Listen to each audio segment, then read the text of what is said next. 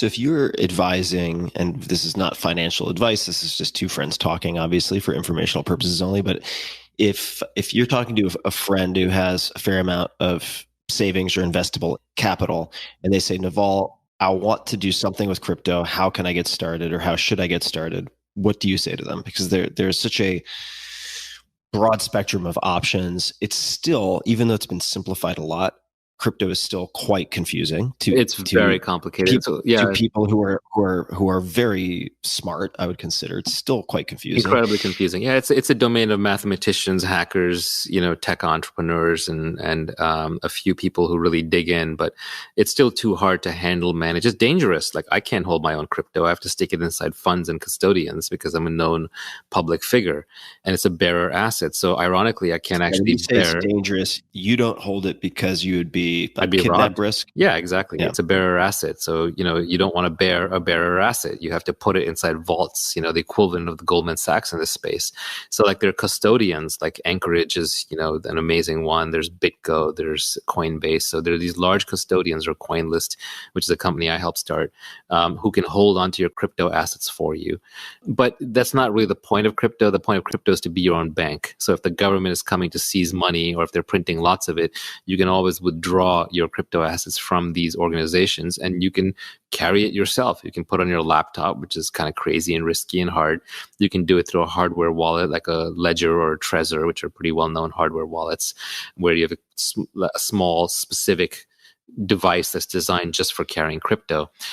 But you have to understand, you're replacing the banking system. You're literally replacing the government, all the guns and the police that back up the banking system. You're replacing all that and all the control that comes with it. So of course, it's going to require some level of sophistication. You're literally building your own Swiss bank. So it is quite complicated. Where to start? Well, I don't like giving people buy signals, because if you're going to be a good investor, you also have to have your own conviction, because then you'll know when to sell. If you call me and ask me when to buy, are you going to call me every day and say, should I sell? Should I sell? Should I sell? Right? You don't know that. It's a really, really important observation. So you have to fundamentally understand it yourself. So I would say the first thing is go down the crypto rabbit hole. Listen to the interview we did with Nick Szabo. Go online and start reading up on Bitcoin, read up on Ethereum, read up on the privacy coins like Zcash and Monero. Learn about the different high-level stuff in the crypto space. Decide how much exposure that you want. Go buy it at a CoinList or a Coinbase or what have you. Figure out which custodian you want to use. Put it somewhere safe, probably in the cloud, unless you really know what you're doing. And if you really know what you're doing, then you can use one of the hardware wallets or one of the offline schemes. Make sure that it is protected in case that you're attacked or kidnapped, or someone comes to your house or steals your computer. You have to cover all those base cases. So it's not easy, but you're literally creating extra sovereign money. You're creating money where, if you ever have to flee the country, like the Jews had to leave Vienna back in the 1930s, you're not like scrambling for gold. You're using crypto. You're not, if you're living in some country where they tend to seize all the money in your bank account, then you have unseizable money. If you're worried about hyperinflation as we print too many dollars, then you have a hedge against the MMT and all the various excuses that they're going to use to print money. I mean, probably the scariest thing that happened in 2020 from a financial perspective is both the Republican and the Democratic Party figured out that, oh, actually, we can just print lots and lots of money. And the U.S. has this reserve dollar, that's reserve currency status with the dollar, where most of our dollars, I think something like 70%, are held by foreigners, because the trusted reserve currency of the world. They use it for trading oil. They use it for settling international transfers. They use it just to kind of hide money. They use it to protect money from their local inflationary authorities. So because of that, when we print a dollar, 70% of that inflationary effect is borne by the rest of the world, not borne by us. And so the U.S. government's kind of figured this out, and we printed $6 trillion to fight the coronavirus. And so now both parties can agree that they can just print money to get out of any problem that they're in. A great tweet that I saw was somebody wrote that now we know what would happen if aliens were to invade the Earth. The Fed would just lower interest rates. The Fed would cut interest rates, right?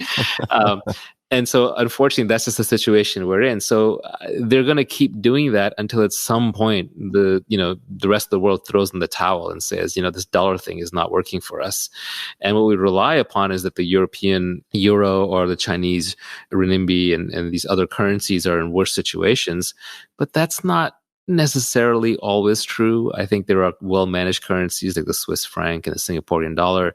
There's also hard assets like gold and crypto and real estate, and even the run-up in tech stocks at some level is because equities are a tax-efficient inflation hedge, or a relatively tax-efficient inflation hedge, because someone like Google can just raise prices and they don't have to hire more people because they're a monopoly. They can lay off half their engineers and the company will work just fine. So people are realizing this, and there's a flight into hard assets to get away from inflation. And crypto is one of the few places where you can really put your money in and defend against something like the dollar reserving its reserve currency status. And these are black swans. It's very hard to talk about black swans because obviously since the dollar became the US reserve currency, it hasn't lost the status, even when we went off the gold standard.